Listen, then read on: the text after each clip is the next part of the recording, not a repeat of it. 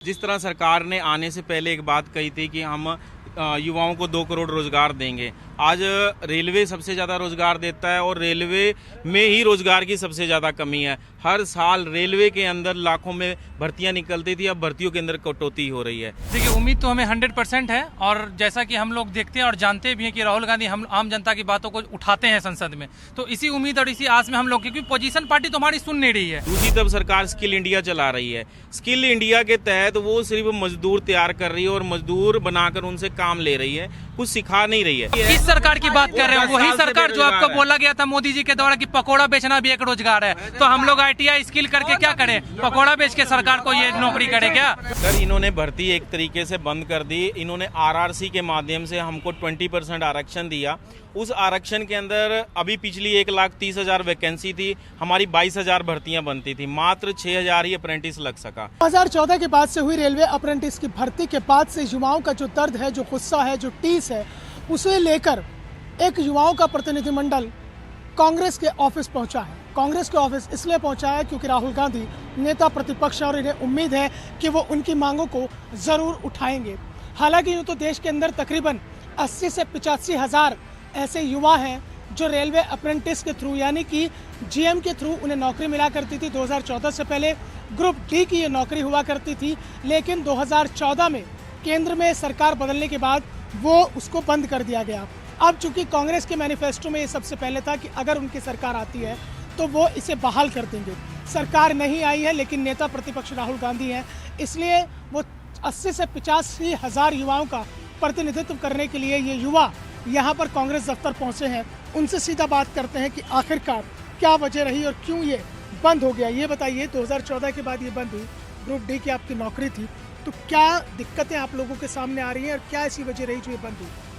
Sir, सबसे बड़ी दिक्कतें तो यही आ रही है। पहला बात कि हम लोग, सबसे पहली बात है कि 2 साल ITI करते हैं, 1 साल अप्रेंटिस करते हैं, फिर 6 महीने हम लोग फिर उसका एग्ज़ाम देते हैं। उसका 5-6 एग्ज़ाम को हम लोग क्लियर करते हैं, तब इस लेवल पे पहुंचते हैं। डबल स्किल्ड होने के बावजूद भी, पूरा ट्रेन से लेके बोगी से लेके सारा चीज़ का नॉलेज होने के बाद भी हम लोग को यहाँ पहले क्या होता था, कांग्रेस के टाइम में हम लोग को रिक्रूट कर लिया जाता था क्योंकि वो जानते थे कि ट्रेंड बंदे हैं, अब इनको जो है अब यहाँ पे लगाना चाहिए काम में। लेकिन जब BJP की सरकार आई तो सर यहाँ ठेकेदारी का आ गया। सर कि आप ठेकेदारी का कैसे आ गया? ये लोग दूसरों को क्या कर देंगे, पॉकेट भरने लगे, क्योंकि पैसे वालों को तो पैसे बनाना है। और हम लोग तो सर, क्योंकि सर ग्रुप D के वही बंदे ना करते हैं जो मिडिल क्लास फैमिली से हों, और तो कोई करते नहीं है। तो बस यही रीज़न है वो लोग बंद कर दिए, और क्योंकि प्राइवेटाइजेशन इन लोगों को करना था, और कोई रीज़न नहीं है। और हम लोग के पास सर डबल स्किल होने के बावजूद भी हम लोग को सर उस चीज़ों से हम लोग को बाहर निकाल दिया गया। तो स्किल इंडिया चलाया इन्होंने ना सर, स्किल इंडिया चलाया। मैं ये पूछना चाहता हूँ, स्किल इंडिया का एक भी ऐसा बंदा हो जो कहीं भी वो अपॉइंट होना भी तो चाहिए, सर्टिफिकेट से तो स्किल इंडिया नहीं होना चाहिए। 2 चेहरा है स्किल इंडिया में से भी एक चीज़, जो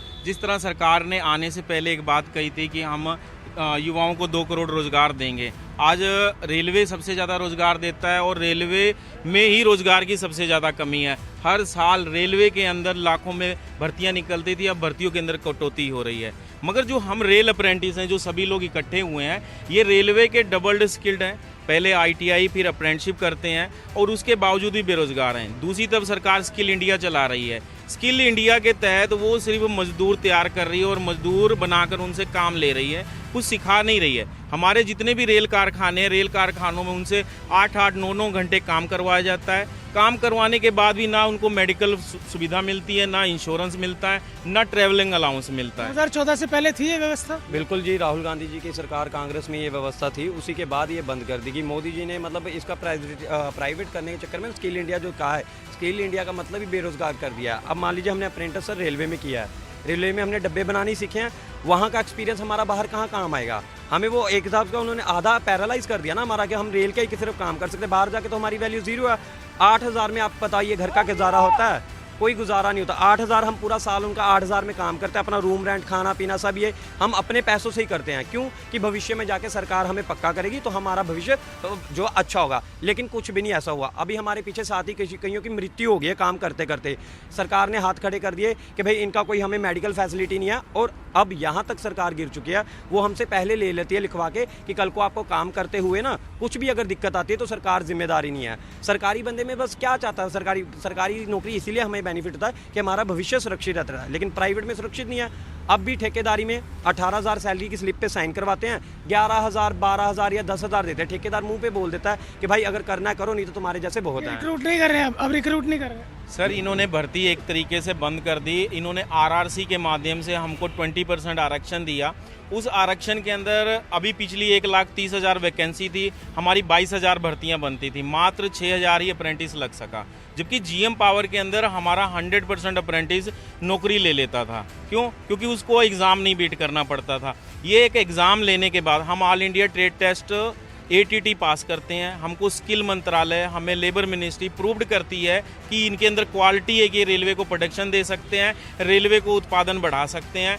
मगर हम लोगों को बाहर बैठाया जा रहा। ITI के अलावा जो लोगों ने +2 BTech कर रखी है, वो लोग RRC के माध्यम से एग्ज़ाम क्वालिफाई कर लेते हैं, क्योंकि वो 10-10 साल सिर्फ इस चीज़ पे ध्यान देते हैं कि उनको सिर्फ एग्ज़ाम क्लियर करना है। अच्छा एक बात बताइए, मुद्दा तो एक क्योंकि चल रहा है सरकार को लेकर, तो आप कांग्रेस के द्वार पे क्यों आए हैं? पहुँचते बीजेपी के यहाँ? बीजेपी के यहाँ क्यों पहुँचे हैं हम?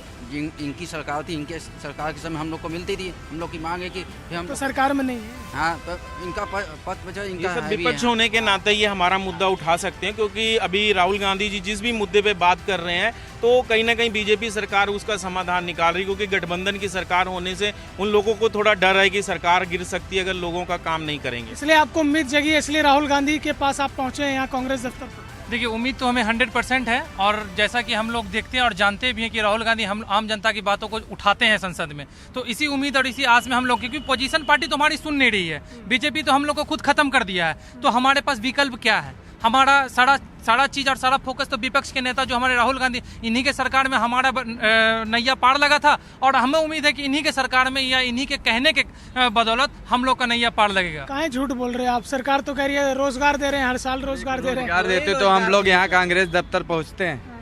जब रोजगार नहीं दे रहे तभी तो 5-5 साल में नौकरी निकाल रहे ग्रुप डी के, जिसमें से 5 साल पे वैकेंसी आती है, ओजरी ओवर हो जा रहा है हमारे बंदे को। 5 साल इंतजार करेंगे तब मिलेगी हम लोगों को वैकेंसी। हमारे बीच में एक साथी आप है। किस सरकार की बात कर रहे हैं? वही सरकार जो आपको बोला गया था मोदी जी के द्वारा कि पकोड़ा बेचना भी एक रोजगार है, तो हम लोग ITI स्किल करके क्या करें? पकोड़ा बेच के सरकार को ये नौकरी करे क्या? 10 सालों से कर रहे हैं भाई जी।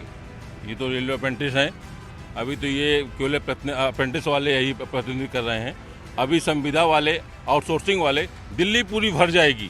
इसमें शिक्षित समाज का शोषण हो रहा है और कुछ नहीं हो रहा है। जितने पढ़े लिखे नहीं, मुझे एक चीज़ बताए, कौन सा शास्त्री बता दे कि 10,000 रुपये में जो उसकी वो 1 महीने की लाइफ चल जाएगी, कि उसके बच्चे पढ़ लेंगे, वो खा पी लेगा, उसके माँ बाप की दवा चल जाएगी, उसके घर वाले की दवा चल जाएगी। 10,000 में कौन सा शास्त्री होगा? वो मेरे सामने पेश कर दे, वो दिखा दे, बस भैया ये चीज़। हम लोग को क्या, पढ़ाई करो, इंजीनियरिंग करो, BTech करो, पॉलिटेक्निक करो, ITI करो, फिर आगे धरने पे बैठ जाओ, फिर धरने पे बैठ जाओ। नहीं, धरने पे मजबूरी। हाँ वही ना, मजबूरी में फिर धरने मजबूरी नहीं, मजबूरी ये है कि लाठी खाना मजबूरी है। सरकार 10 साल से यही कर रही है हम लोग के कि बेरोजगारी कहीं हम लोग को रोजगार मिलता है, तो सर के पास से, राहुल गांधी सर के कार्यालय में आने से क्या मतलब था? किलोमीटर से लोग आए हैं सर, किस लिए आए हैं? किसी का दिल नहीं करता अपनी फैमिली को छोड़ के अपनी, मैं प्राइवेट काम करता हूँ, नौकरी पे मेरे से रिजाइन ले लिया गया। मैंने बोला सर मैं 5 दिन के लिए सरकार के पास अपनी मांग रखने के लिए जा रहा हूँ, तो उन्होंने सीधा बोल दिया भाई यहाँ पे ना रिजाइन लिख के चल जा, सरकार तो तुम्हारी सुनेगी तब के तब देखिएगा।